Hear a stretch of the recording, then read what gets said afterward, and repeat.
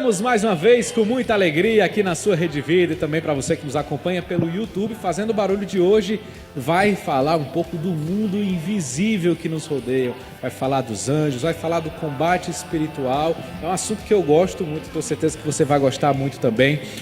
Hoje nós vamos ter um convidado muito especial, né, Delny? Um convidado muito especial para falar conosco sobre todos esses assuntos que o Diego disse é o padre, nosso querido padre Antônio Furtado, que está no Fazendo Barulho de hoje. Boa noite, padre. Boa noite, é uma alegria estar de volta aqui no Fazendo Barulho, estar com você mais uma vez. É uma oportunidade da gente sempre partilhar a palavra de Deus. Antes de começar a bater o nosso papo, está se aproximando aí um grande evento já, e é o motivo de nós estarmos falando disso hoje também, que é a Festa dos Arcanjos, que a igreja celebra no dia 29 de setembro, mas aqui em Fortaleza já há vários anos o senhor organiza e promove esse evento grandioso, que é a Festa dos Arcanjos. Está tudo preparado para esse ano? Com certeza, dia 29 de setembro, que esse ano vai ser um domingo, nós já estamos, claro, praticamente tudo pronto, só precisa mesmo chegar o dia. Lá no ginásio Paulo Sarazate, a partir das 3 da tarde, no domingo, celebrarmos Miguel, Gabriel e Rafael, os arcanjos. Hoje nós vamos conhecer um pouco mais dessa realidade que talvez muitos de nós temos a devoção aos santos anjos, temos ouvido falar, inclusive de muitos mitos que se surgem hoje. A gente escuta, por exemplo, que anjos são apenas uma alegoria bíblica, outras coisas do tipo. Será que é mesmo? A gente vai aprofundar hoje sobre esse mundo invisível. Já parou a pensar que tudo aquilo que existe não se resume só àquilo que você vê? A gente pode dar vários exemplos aqui, né, padre? Como é que a gente poderia introduzir essa questão do mundo espiritual, do mundo invisível que nos rodeia? Nós começamos pela própria palavra de Deus. Eu gostaria de iniciar com um texto do apóstolo Paulo, São Paulo, na carta aos Colossenses, capítulo 1, versículo 16, diz: Nele, em Cristo, foram criadas todas as coisas nos céus e na terra, as criaturas visíveis e as invisíveis, tronos, dominações, principados, potestades. Tudo foi criado por Ele e para Ele. Então, é um dos textos que afirma que Deus, ao criar as coisas invisíveis, as visíveis, aliás, Ele criou também as invisíveis. Não somente Ele criou o que nós vemos na terra, não somente Ele criou o universo, as estrelas, as constelações, tudo aquilo que o homem pode até ainda descobrir, né? Que nós estamos sempre, a ciência avança cada vez mais, não somente aquilo que é palpável, é visível, mas também os seres invisíveis que a igreja e as Sagradas Escrituras e a tradição chama de anjos. E os anjos, eles influenciaram toda a história da humanidade. Desde a Anunciação, a Nossa Senhora foi o anjo Gabriel, São Miguel. A gente também vai poder aprofundar um pouco sobre esses anjos, daqui a pouquinho a hierarquia dos anjos. Mas, Padre Antônio, quem são os anjos? E qual é a interferência deles na nossa vida? Eu sempre gosto de tomar a palavra de Deus, porque a palavra de Deus é base para a nossa fé. Em Hebreus, capítulo 1, versículo 14, a palavra diz que os anjos, eu queria ler, porque o texto tem a força da própria... Sim. O padre vai procurar a passagem aí. É importante que nós meditemos mesmo essa passagem. Hebreus 1:14. Hebreus 1:14. 1:14. Se você tiver com a Bíblia, pode pegar também. Não são todos os anjos espíritos a serviço de Deus, que lhes confia missões para o bem daqueles que devem herdar a salvação. Então, os anjos são espíritos. Ou seja, não é possível vê-los a não ser que Deus assim o queira e o permita, como você citou. É um anjo que vem à Virgem Maria anunciar que ela seria a mãe de Deus, que vem a Zacarias, que vai com Tobias, que se apresenta também a Daniel no Antigo Testamento, mas são espíritos, né? São espíritos. E Santo Agostinho, e quem quiser aprofundar no Catecismo da Igreja Católica, você pode exatamente ter um estudo aprofundado, que aqui nós não temos condição de descer a fundo, mas nós temos as Sagradas Escrituras, nós temos o Catecismo da Igreja, que traz para nós a viva tradição da Igreja. E ali, com as citações também dos santos padres e dos santos. Por quê? Porque crer na existência dos anjos é uma verdade de fé. Às vezes algum teólogo, alguém pode duvidar dessa verdade, está incorrendo num pecado contra a fé da igreja. Se alguém diz que o demônio não existe, se alguém diz que os anjos não existem, pode ser um professor da maior faculdade do mundo, está cometendo um pecado contra a fé. É uma heresia. É uma heresia. A gente esteve falando, inclusive, num programa anterior que o senhor veio aqui, sobre a questão das aparições, né? E a gente deixava bem claro que as questões das aparições, ela não coloca numa condição de que você seja obrigado a acreditar. Não é um dogma. Não é um dogma. Se você não crê numa aparição, você não incorre em um pecado. Agora, se você nega um dogma, você está fora da fé da igreja. Infelizmente, muita gente cai nessa tentação de achar que sabe demais, que sabe tudo. Só que, quando se trata da fé, nós temos que acreditar na igreja, né? Nós temos que confiar naquilo que a igreja nos diz. Jesus disse a Pedro, né, que você vai abrir, vai usar a chave da autoridade, o que ligares na terra será ligado no céu. Eis que eu te dou as chaves do reino dos céus. O que ligares na terra está ligado no céu. Ou seja, eu não posso buscar fontes fora da igreja para fundamentar minhas teorias pessoais. Eu não posso, de repente, mas eu acho que é assim. Não, aqui não há lugar para achar. Já entrando nesse assunto, só uma curiosidade, para você ter uma ideia, a doutrina da existência dos anjos, como verdade de fé, que é confirmada, seja pela Sagrada Escritura, seja pelos concílios, né, da igreja, a tradição da igreja, os padres da igreja, a vida dos santos. Padre Pio, por exemplo, que celebramos no dia 23, na próxima segunda-feira, né? Exato. Padre Pio é alguém que tinha uma relação com o anjo da guarda ao ponto de ele pedir ao anjo da guarda para levar uma carta para alguém, para resolver problemas. Verdade. Para que traduzia cartas, né, de um idioma para o outro. Tem a fila de anjos. Então, conta muito a vida dos santos, dos místicos.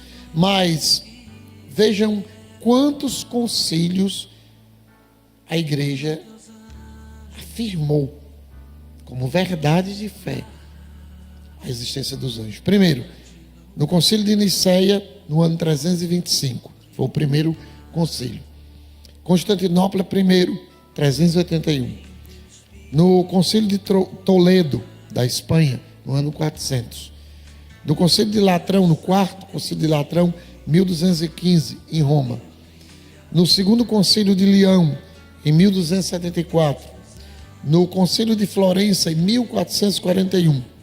No concílio de Trento, que foi de 1545 a 1563. Do concílio Vaticano I, 1869 a 1870. Do concílio Vaticano II, portanto, nos nossos dias, né? Recente, 50 anos atrás, 1962, 1965, no documento da Lumen Gentium. E no Catecismo da Igreja, nos números 328, 23, 17. Portanto, eu prefiro acreditar com a Igreja. E o Papa, Paulo VI, numa famosa alocução, numa catequese, em 1977, ele dizia que o fumo, a fumaça do inferno entrou pelas aberturas da igreja.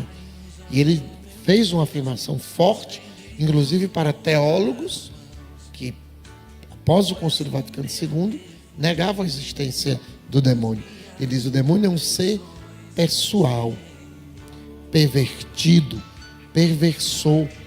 O demônio é uma realidade, não é uma fantasia. Ah, isso é coisa da Idade Média. Não, não é coisa da Idade Média, é coisa da igreja.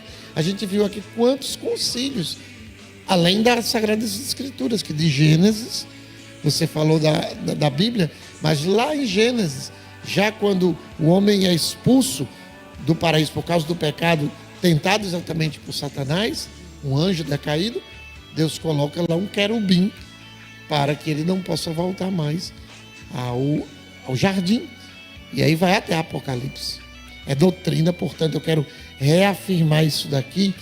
E se você quer realmente ter uma formação sólida, Sagrada Escritura numa mão, Catecismo da Igreja na outra, e o estudo dos concílios e da vida dos santos. O próprio Jesus disse que eu vim para destruir as obras do diabo, né? Ele afirma isso com todas as palavras. A gente já vai começar a falar da dimensão do combate, mas me ficou muito interessante. Não bastasse o pronunciamento da igreja, tudo que nós temos de testemunho de Antigo e de Novo Testamento a respeito dos anjos, ou até de santos muito recentes, como a questão do Padre Pio, que é um santo do século XX. Sim. Mas essa experiência ela pode ser vivida hoje. Não é só uma questão de fé que eu creio que aconteceu, mas os anjos estão verdadeiramente a nosso favor, né? Inclusive, cada um de nós tem um anjo da guarda, Padre. Exatamente, o que a gente viu em Hebreus, capítulo 1, versículo 14. Primeiro, eles são espíritos. Segundo, eles estão a serviço de Deus. Terceiro, para nos ajudar. Eles são enviados para que nós possamos chegar ao céu. Isso é o que a carta aos Hebreus diz claramente. Naquilo que diz respeito à minha salvação, a sua salvação, a nossa salvação, Deus enviou os seus anjos. E aí entram os anjos da guarda, né? Já o povo hebreu, no livro do Êxodo, Deus promete que vai enviar à frente deles um anjo, né? E Deus diz, inclusive, olha, não façam coisa errada, porque esse anjo, ele vai estar à frente de vocês. Ele não vai suportar as infidelidades de vocês. Essa é uma leitura que se faz no dia 2 de outubro, na festa dos anjos da guarda. Eu esqueci desse detalhe. Não só a Escritura, não só os concílios da igreja, não só os padres da igreja, mas a liturgia da igreja reserva durante o ano, seja a festa dos arcanjos, 29 de setembro, seja a festa dos santos anjos da guarda, no dia 2 de outubro. E a gente às vezes acha que o anjo da guarda é aquele anjinho, aquela coisinha pequenininha que está ali perto da gente, mas não é nada disso, né, Padre? Ele é, sim, sumamente grande, onipotente. Quando nós falarmos dos coros dos anjos, daqui a pouco, a gente vai falar que os anjos da guarda, eles são, digamos assim, o nono coro, né? E o que é que a igreja diz? Que quando Deus nos cria, Ele nos dá um anjo que vai nos acompanhar desde o momento da nossa concepção até a hora da nossa morte. Pronto, essa dúvida aí. Eles nos são dados, os anjos da guarda, desde a eternidade. Deus já preparou. Pronto, aquele é teu anjo, Delny. Ou é a partir do momento da nossa concepção que os nossos anjos da guarda nos são dados? O que a igreja diz é que assim que nós somos criados, como Deus nos dá uma alma imortal, naquele momento, Deus também nos dá um anjo. E esse anjo da guarda, como diz a famosa oração que às vezes a gente rezou muito quando era criança, depois se esquece. Isso é um erro. Santo anjo do Senhor, meu zeloso guardador, se a ti me confiou a piedade divina, ou seja, se Deus te confiou a mim, para me guardar, né? Se a ti me confia a piedade divina, sempre me reja, me guarde e me ilumine. Então, 3 coisas que o anjo da guarda... Ele também governe, né? Governa e ilumina. Governe, sempre reja, guarde, governa e ilumina. 4 coisas. 4 coisas, né? É muita coisa. Então, essa oração nós podemos fazer todo dia. Porque o anjo da guarda, ele está ao nosso redor. Ele é literalmente o anjo que Deus confiou para cuidar de mim, para exatamente me levar nos caminhos que me levarão para Deus, me farão retornar a Deus. Tanto que alguns santos, eles viam que quando eles estavam em situação de infidelidade a Deus, o anjo ficava triste. Nossa, e Santa Gema Galgani também tinha uma Exatamente. amizade muito grande com o anjo da Muito guarda forte. dela. O anjo da guarda de Santa Gema foi quem a preparou, digamos assim, para os grandes dons místicos, como ela teve também os estigmas, né? A estigmatização, e foi esse anjo quem preparou Santa Gema para viver essa experiência. Nós estamos conversando hoje sobre o mundo invisível e combate espiritual. Ainda vamos entrar na dimensão do combate. Estamos apenas na introdução, hoje recebendo o padre Antônio Furtado, que é consagrado na comunidade Shalom. É sempre uma alegria ter o padre Antônio aqui com a gente, mais uma vez, né? Quem sabe cada vez mais, né? Vamos ter o padre Antônio aqui no Fazendo Barulho. Vou fazer um convite indiscreto para ele, já, aqui, para ele ficar cada vez mais conosco. Padre, você citou agora há pouco uma palavra de Paulo VI, falando da presença real do demônio e dos seus anjos. Como é que surge o demônio? Quem foi que criou o demônio? De onde é que vem esses espíritos maus? Como é que a gente pode, o que é que a gente pode responder baseado na palavra? Então, Deus não criou o demônio. O demônio não é criação de Deus. Quando a igreja fala sobre a queda dos anjos, a igreja deixa claro que Deus criou os anjos bons. Isso é muito importante. Deus criou os anjos bons. E Isaías, Ezequiel fala que o principal desses anjos, chamado Lúcifer, que traduzido significa anjo de luz, de muita iluminação, ele era um dos principais, né? Ele era responsável, digamos assim, pela coordenação, diríamos Podemos hoje. dizer que gozava de um certo prestígio ali. Era um anjo especial. Sim. Tanto que Isaías vai dizer que ele estava cercado, né, de pedras preciosas, né? E ele, também é Isaías quem diz, e Ezequiel fala também disso, que de repente ele disse: eu vou subir acima do Altíssimo. E ele encheu-se de orgulho, talvez porque ele olhou demais para a própria beleza, para os próprios dons, porque os anjos foram criados com dons excepcionais.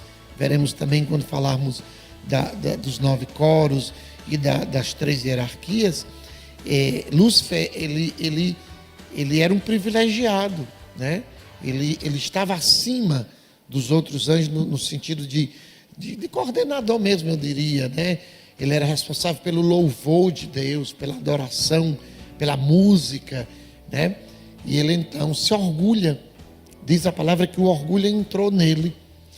E Apocalipse 12 diz o seguinte, capítulo 12, versículo 7, houve uma batalha no céu, ou seja, Lúcifer então propõe que os anjos se rebelem contra Deus e que o adorem como Deus. Os padres da igreja, ao estudarem sobre isso, se perguntam, mas o que houve? Por que houve essa revolta no coração de Lúcifer? E uma ideia que é muito comum nos padres da igreja seria que Deus fez, naquela prova que eles foram submetidos, ver que um dia Deus se faria homem e iria descer para salvar a humanidade. E Lúcifer pensou, jamais eu vou adorar esse Deus que se faz homem, né? O mistério da encarnação do Verbo. Essa é uma das teorias que são mais aceitas, né? De que a prova de Lúcifer foi essa, e ele não quis. Ele não se submeteria a adorar Cristo Jesus, Deus feito homem. Então, ele lançou o grito de rebelião e houve uma batalha no céu. Miguel, que significa quem como Deus, em hebraico, seus anjos tiveram de combater o dragão. O dragão e seus anjos travaram um combate, mas não prevaleceram, e já não houve lugar no céu para eles. Foi então precipitado o grande dragão, a primitiva serpente chamada demônio e Satanás, o sedutor do mundo inteiro. Foi precipitado na terra e com ele os seus anjos. E existe um livro muito bom, né, que é a Suma Demoníaca, do padre Forteia. Nesse livro, ele é um exorcista, né? É espanhol, né? É espanhol. E é um livro que foi traduzido para o português, Suma Demoníaca. Eu acho que é um dos melhores livros, depois dos livros do padre Amorf, que fala sobre essa questão da angelologia, de demônio. Você pode aprofundar sua fé com esse livro. Ele diz o seguinte, que como é que Lúcifer e esses anjos se tornaram demônios? Eles foram se afastando de Deus. Como alguém que está aqui na luz, né? Nós estamos na luz. Mas ali fora tem trevas. À medida que eles vão se afastando da luz, não porque Deus quis que eles se tornassem demônios. Não porque Deus não é misericórdia, né? Não foi por isso. Não é que Deus disse, agora você vai ser demônio, vai para o inferno, eu vou lhe colocar lá. Não. Eles foram se afastando. E à medida que eles vão se afastando da luz, da bondade de Deus, do amor de Deus, daquilo que Deus é, eles vão se deformando. E o Forte, ele diz assim que o inferno é uma contínua deformação daquela natureza bela, perfeita. Como alguém que, por exemplo, começa a usar droga. Eu ia falar, essa figura ilumina muito o nosso mundo de hoje, nós, né? Como seja, quando nós decidimos nos afastar de Deus, passo a passo, né? Situação a situação. Você vê um jovem, você pega um jovem aí de 16 anos, inteligente, belo fisicamente, de uma família, estudando, ele pega uma pedra de crack e ele começa a usar. Se você acompanhar, você vai ver que ele vai começando a perder. Ele já não dorme mais cedo, ele passa a noite acordado, ele troca a noite pelo dia, ele passa a não se alimentar, ele vai emagrecendo. Eu conheci jovens e conheço no meu ministério que você olha para a pessoa antes e depois diz, não pode ser a mesma pessoa. O alcoolismo faz isso. Uma vida na violência, a pessoa vai se deformando, ela vai perdendo a inteligência, os neurônios vão sendo destruídos. Assim aconteceu com o demônio. Eles foram criados anjos bons, mas pela sua própria decisão, que é uma frase, né, que os padres falam, os padres da igreja, não servirei a Deus. E aí o processo vai sendo um processo de afastamento e, consequentemente, de deformação. E eles que viviam na contemplação do amor, agora eles passam a viver no ódio a si mesmos, no ódio a Deus e no ódio às criaturas. Essa figura que emerge aí no combate, uma resposta a esse não servirei do demônio, é o quem como Deus, né? Miguel.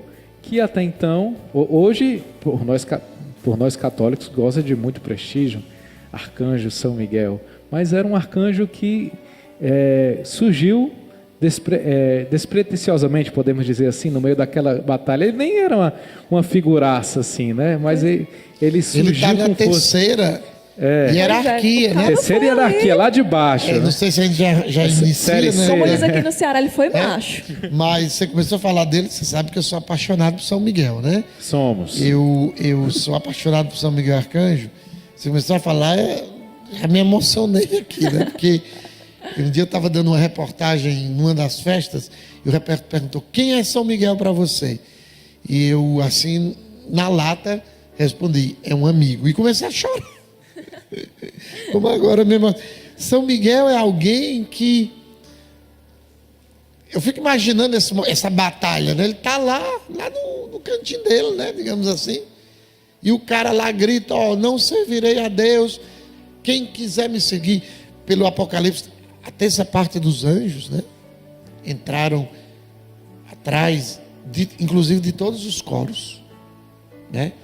Poderíamos até dizer que no inferno, esses anjos, né? Eles estão lá também divididos.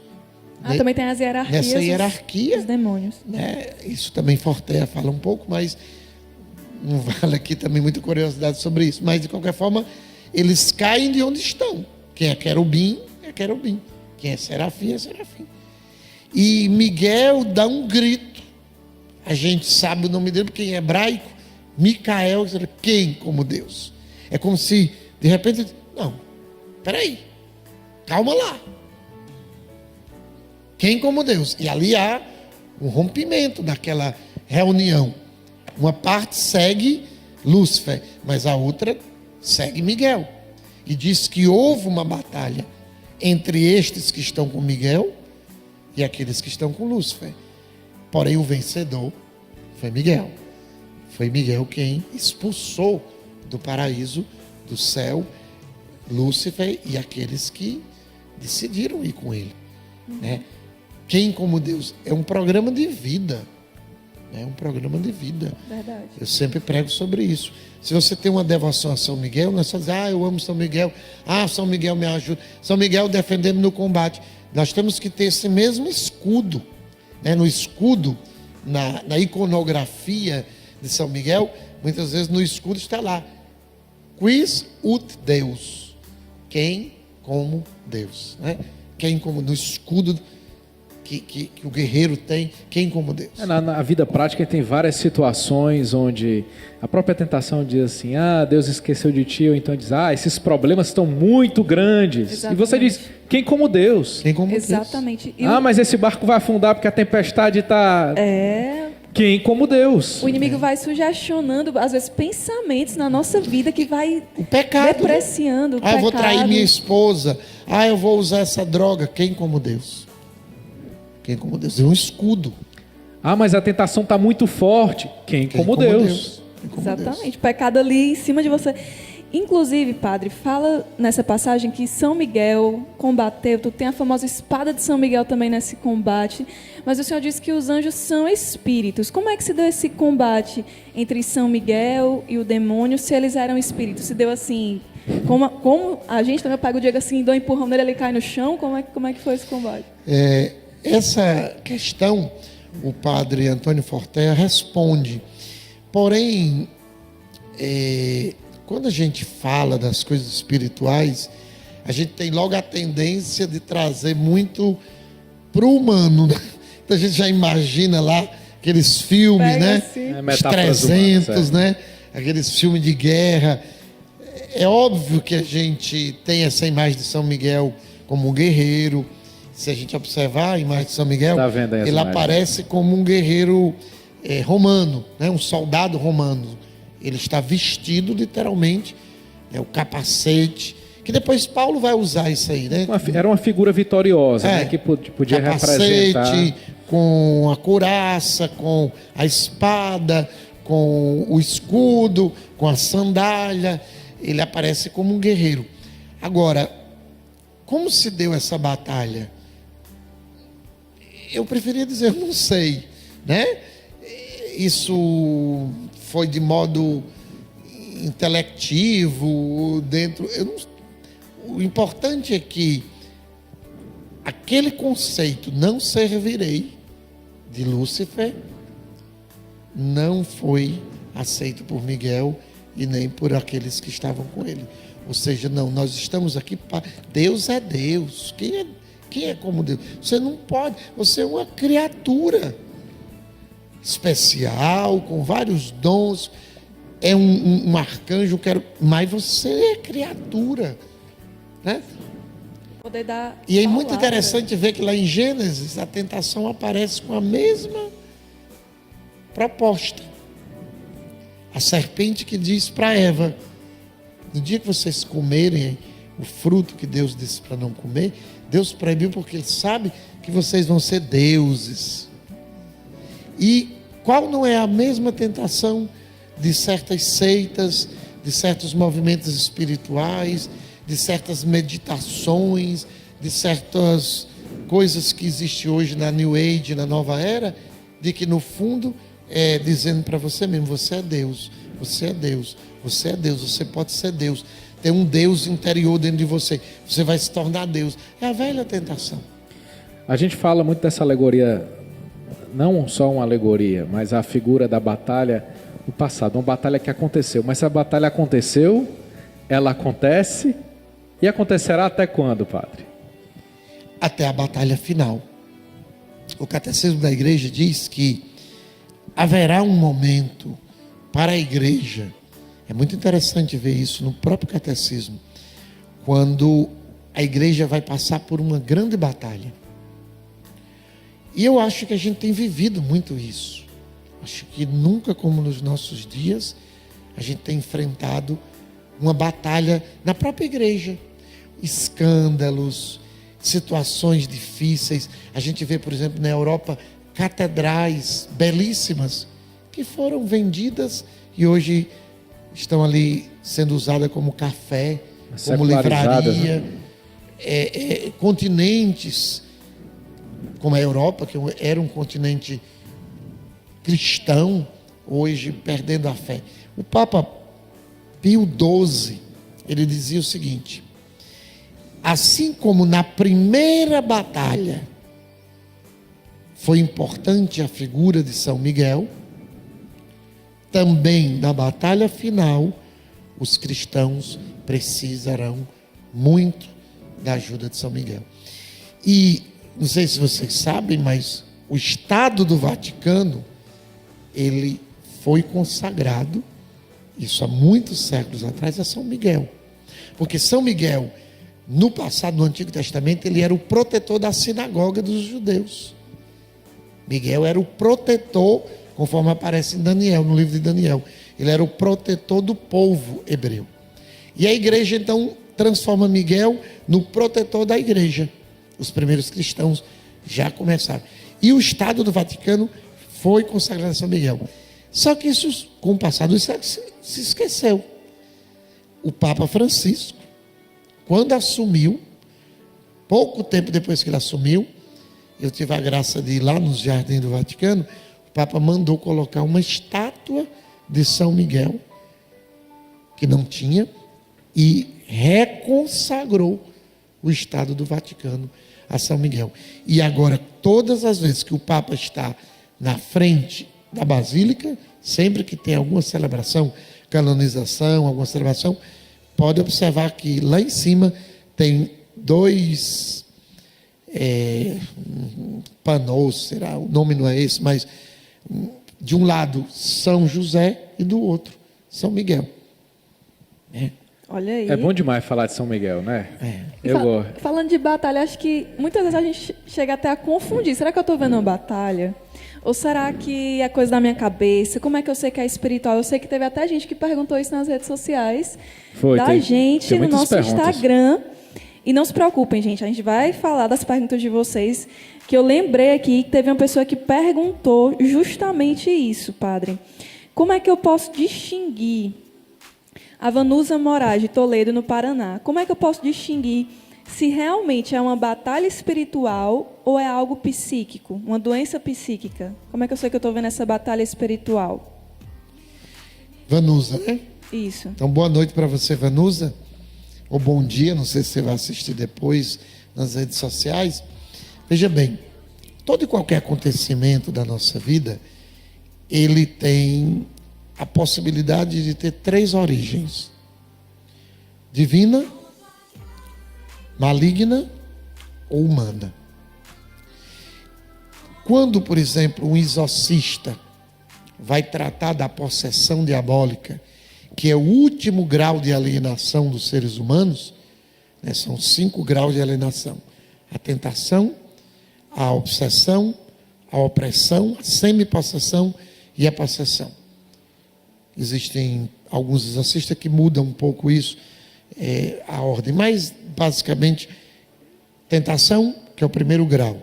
Todos são tentados, inclusive Jesus foi tentado. A obsessão, a opressão, sempre possessão. Quando se chega na possessão diabólica, e aqui é importante dizer que a gente não vê possessão diabólica assim como a gente acha, né? Não é tão comum, né, padre? Não é tão comum.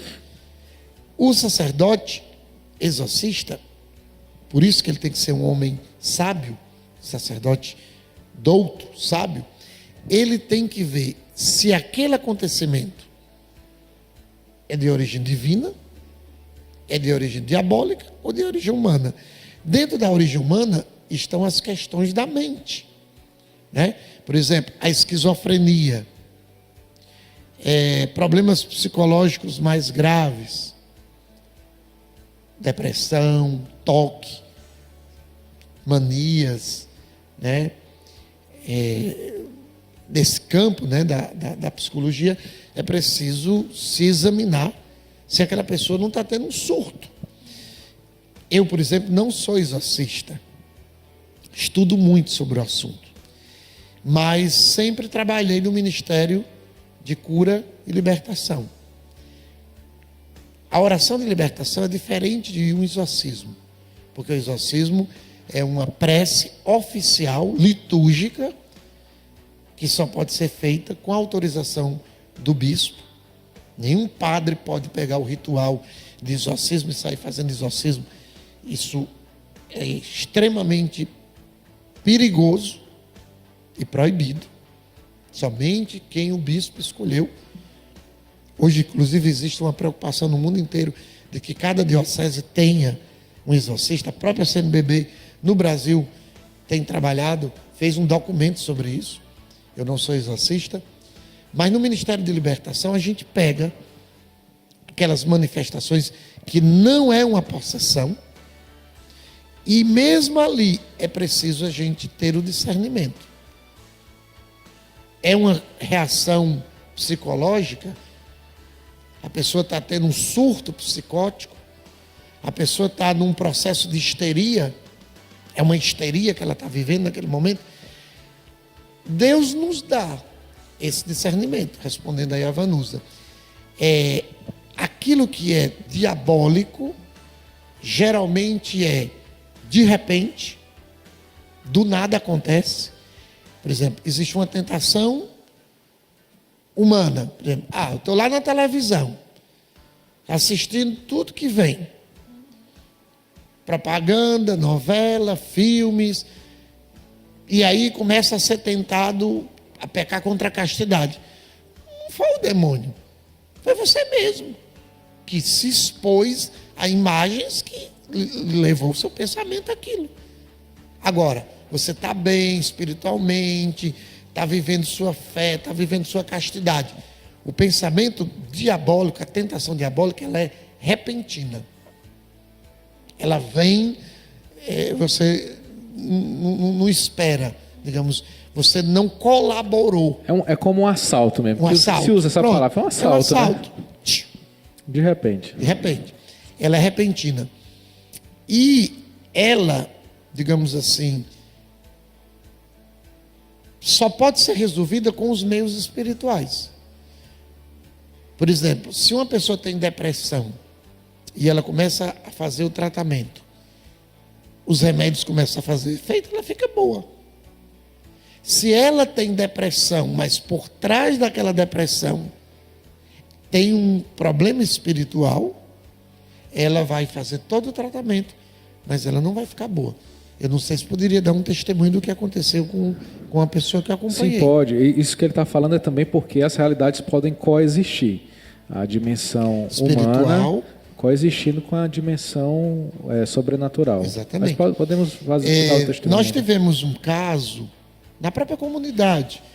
Eu não vou dizer o nome dela aqui, mas ela já deu testemunho em público aqui em Fortaleza. Era uma irmã nossa, da comunidade de vida, que entrou em depressão. Ela estava numa missão e de repente ela entrou em depressão. E lá na missão ela foi tratada e tal, mas a situação piorava, e disseram, não, manda para casa mãe, para Fortaleza, porque lá vai ter melhores médicos, melhores condições, já que ela estava numa missão onde ela não tinha condição de fazer um bom tratamento. E ela veio para a casa-mãe. Ela ficou na casa-mãe 9 meses. Praticamente ela não saía, ela vivia no quarto, ela tomava os remédios, ela se procurou os melhores médicos, psiquiatras, psicólogos, e não apresentava nenhum tipo de melhora. Tanto que já se pensava que ela não teria nem condição de viver na comunidade, porque ela não respondia a nada. E um belo dia, eu estava, nessa época eu fazia parte lá da casa-mãe, aqui da comunidade em Fortaleza, e naquele dia, não sei porquê, ela terminou aparecendo no final de uma partilha da comunidade de vida. E eu me lembro que era uma segunda-feira. Então, no final, a formadora disse assim: coloca a mão no ombro do irmão e reza uma Ave Maria. Então, estava na hora quase do almoço. Nosso almoço aqui é 12h15 na comunidade. E eu estava pensando no almoço, não estava pensando em nada. Confesso que rezei aquela Ave Maria. Não é que eu estava assim 100% concentrado, né? Não posso mentir. Ave Maria cheia de graça. Quando eu estava rezando a Ave Maria pela irmã, Jesus falou ao meu coração: o cabelo dela é consagrado ao demônio. E eu, não é com fome, da minha cabeça, né? Coisa da minha cabeça. Tanto que eu não disse nada. Terminou a Ave Maria, a gente foi almoçar, e era uma segunda-feira, tudo bem. Na quarta-feira, a formadora da comunidade disse assim: padre, a fulana quer se confessar, que já fazia 9 meses que ela nos confessava. Ela realmente estava muito mal, ela não ia à missa, não fazia mais nada. E eu fui, atendi. Até então tinha guardado a informação, não tinha dito nada a ela, né? Eu ouvia aquela palavra, né, uma palavra de ciência, mas não deu achei que tanta aquilo importância. eu não conhecia a pessoa. Sim. Ela tinha realmente um cabelo grande, o cabelo dela era aqui. E eu me lembro que quando ela foi se confessar, ela ficava passando a mão assim no cabelo. Tá? Quando terminou a confissão, eu disse: fulana, lembra de segunda-feira que eu rezei a Ave Maria? Ela se lembra. Disse: olha, Jesus me disse que teu cabelo foi consagrado ao demônio. Quando eu disse isso, ela teve uma reação. Ela começou assim a se tremer, a chorar. E aí ela contou que ela vinha de um determinado lugar do Brasil, onde a mãe dela participava, né, de certos cultos. E quando ela tinha 7 anos de idade, ela foi consagrada a uma entidade espiritual. E o cabelo dela foi consagrado. E a pessoa lá que fez a consagração disse que um dia ela iria substituir a mãe naquele ritual. Ou seja, exatamente agora, naquele período, estava acontecendo essa doença para ela sair da comunidade, voltar para casa e continuar o trabalho da mãe. E eu digo, olhando nos seus olhos, verdade verdadeira, naquele momento eu disse: você vai cortar esse cabelo. Fizemos a oração de renúncia, liguei para a Nelda, que aqui em Fortaleza é a nossa irmã de comunidade, que é a minha cabeleireira, né? Personal hairstyle. A Nelda disse: padre, pode mandar. Imediatamente ela entrou no carro e eu disse: ó, Nelda, corte no tronco o cabelo dela, né? Corta mesmo, mas na hora que o cabelo dela foi cortado, ela foi curada da depressão. Na hora. Impressionante. Ela foi doente, claro, depois da renúncia de tudo, e voltou. Hoje, uma irmã que está na comunidade de Aliança, muito bem, não teve mais nenhum problema. Ou seja, ali existia uma maldição, existia um princípio espiritual maligno que a preparava para ela continuar aquela hierarquia de serviço, e existia uma doença, né? E eu digo que a mim me causou muito impacto, porque ela voltou literalmente outra. Ela não foi mais para o quarto, ela não acabou nem remédio, nada, ela foi curada, né? ela foi curada. Ela já deu esse testemunho, inclusive, numa das nossas missas, num evento para milhares de pessoas. Bendito seja Deus. A gente vai dar um intervalo agora e logo após nós vamos voltar respondendo mais perguntas como essa também, falando sobre combate espiritual, aqui com o Padre Antônio Furtado. Vamos falar das hierarquias angélicas, os vários coros angélicos, tudo. Vamos dizer de qual deles São Miguel faz parte. Vamos explicar tudo bem direitinho, tá certo? A gente volta já. Vamos fazer barulho.